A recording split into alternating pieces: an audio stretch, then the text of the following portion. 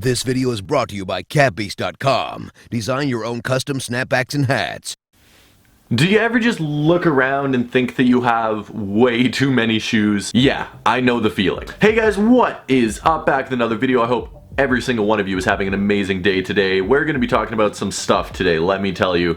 The question is going to be posed, do I spend $30,000 on shoes or not? And not just $30,000 on all my shoes, but $30,000 on just 10 pairs of shoes, which is a little bit ridiculous. So if you guys enjoyed today's video, make sure to smash that like button. It does go a long way in helping out the channel. And if you are new to the channel, make sure to hit that subscribe button. I do appreciate every single one of you. But I asked for some of your questions on Instagram, Twitter, and Snapchat at TheRealRayRay20. As you can see on the screen, you can follow me there at Instagram, Twitter, Snapchat, and actually Snups, which today's video is brought to you by Snups. If you guys aren't familiar with what that is, it's an amazing app. I honestly really truly do enjoy using it. You can categorize your sneaker collection. I post my weekly sneaker rotations on there. I have my entire Adidas collection on there. I have my entire pink sneaker collection on there. I have every single shoe that I bought in 2016 up there, and you can also list stuff directly to eBay from the app, which saves so much time if you are selling your sneakers. I would definitely recommend checking it out with the download link in the description and dropping me a follow. We are at around 9,000 followers on there right now, and when we hit 10,000 followers, I will be giving you guys my entire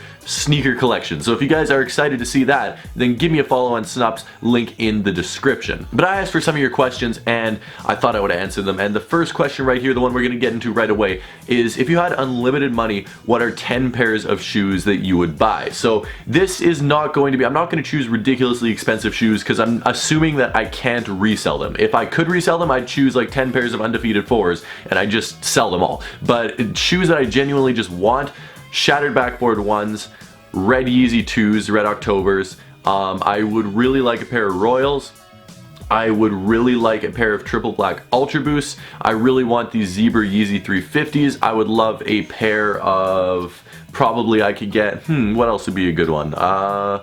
I'd like a pair of 750s, the gray and gum ones with the glow in the dark bottom. What else could we do? There would be, I would really love what the LeBron 11s, still need to get those in my collection. Those don't go for that much money at all. Pink foam posits, need to get those. Black grape 5s. And then the one that I would really love to have, this is where the huge price tag comes from, is the self-lacing airbags. I just think those things are amazing. Like, I love those. So all those shoes put together cost around $40,000, I think, which is a lot of money. Most of them are fairly cheap, but those airbags, it's so cool. A shoe that laces, like, how cool is that? That's just, it's a movie prop turned into a real shoe and it actually laces itself. They came up with some crazy technology that didn't exist back when they released the movie, and then like 30 years later, 25 years later, they actually released that technology. How cool is that? That is amazing. Really random question, except it actually has a good answer. Do you have any stories where you have slipped on ice? Now it's the most oddly specific question ever, except I actually have a really good story. So I was just walking around with my camera in hand like this, and I was walking out of my house. I took 2 steps out of my house holding my camera like this, and then I hit some ice that I did not see. Camera flew out of my hand, smashed against the ground. I was convinced it was broken. Somehow nothing broke on it, and it's still the same camera that I'm using right now. That was like a year and a half ago.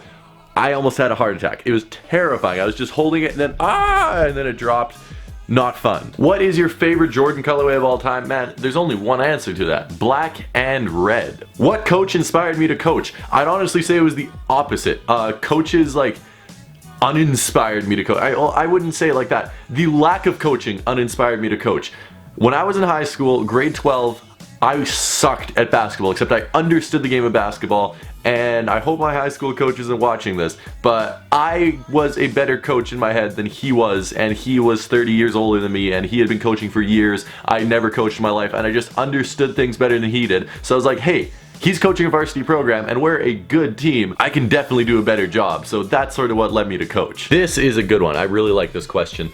What is my coaching philosophy? Now, I'm not 100% sure if I know exactly what you mean by that. Like, my coaching philosophy is that what type of offense I like to run, what type of defense I like to run. Is it X's and O's, or is it like the mentality behind coaching and how I motivate my players? I'm going to talk more about that because X's and O's, who really cares? There's 1,012 ways to win a basketball game using X's and O's, like more than one way to skin a cat. But mentality, I hold my players to a high standard. I know it's just high school basketball, except I expect them to treat it like their job, and I expect them to show up for practice. I expect them to work hard at practice. I expect them to show up 40 minutes before games. That's not really a philosophy though. My philosophy for the guys is I know what I can get out of guys. I think my first year coaching helped me a lot with that. I was given a basketball team, a JV team, that had really 2 good basketball players on it. One guy that was alright, and then no one else had ever played basketball in their life before. So we had 2.5 basketball players, and we made it work. That team was 1-19 their grade 9 freshman year, the year before I came to the school. And then all of a sudden they were like 13-11, I want to say, the second year, like the year that I started coaching. And it was a huge turnaround. We put the players in positions where they could succeed, put them in positions where they could hide their weaknesses, show what little strengths they had. So I'm big on finding the hidden gems. Like, I'm never gonna be a guy that looks at the dude dropping 20 points in tryouts and I'm gonna be like, oh man, we're gonna have such a good team, because who cares, you know, like someone's got to score 20 points a game. That's gonna happen on most teams.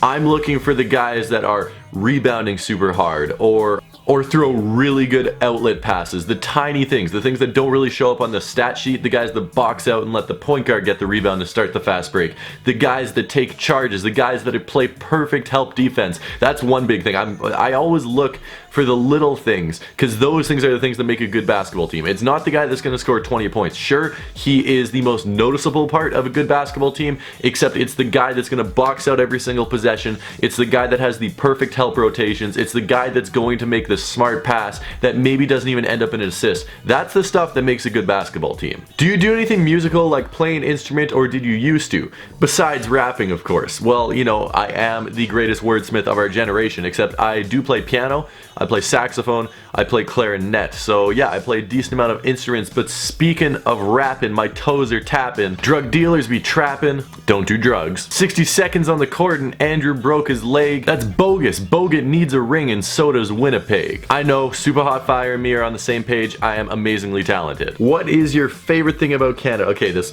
100% favorite thing about Canada has to be the money. So here we got some American money, you know, bang, bang, bang, bang, bang, you know how we do. And then Canadian money. This is so much better than American money, guys. So here's Canadian money.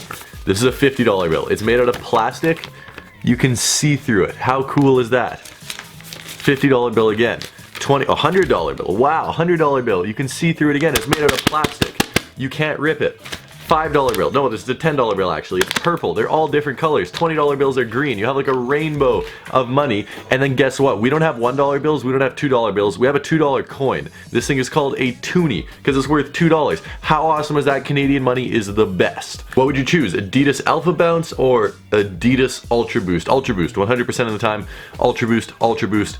Ultra Boost. It's just great. Like, Alpha Bounce is also great, except Ultra Boost looks better, which is my main reason. They're probably basically just as comfortable. Like, Alpha Bounce is here, Ultra Boost is here, except Ultra Boost looks so much better. If you could only wear one pair of shoes for the rest of your life, what would you wear? Well, I have one answer for you guys, and that one answer is, you guessed it, we going with Jordan 1s. What is your most meaningful pair of sneakers? I actually have a whole video on that one actually, so if you guys would like to check that out, I will leave a link somewhere at the top of the box, or like there's a button somewhere, I don't know. The video is somewhere. If you guys could check that one out, I would really appreciate it. It's a more personal and meaningful video to me. Obviously, it's my most meaningful pair of sneakers. So if you guys would like to go watch that, that would be great. What is your favorite part of doing YouTube? Well, my favorite part of doing YouTube, I know this is gonna sound corny and cliche and you probably guys aren't gonna believe me, but it is you. Like, I love doing YouTube because I get to interact with you guys every single day. You guys get to watch the videos, let me know how you feel about what I did during the day, or how you feel about my top 10 list, or the pair of sneakers that I just made, or just bought, pardon me. And that is an amazing opportunity that didn't exist 10-15 years ago. This wasn't a real job 5 years ago, really. Like, there's hardly anyone doing YouTube as a full-time job 5 years ago, and now I am friends with like a dozen plus people that I've had the opportunity to meet through YouTube that are all also doing YouTube as their full-time job, which is amazing.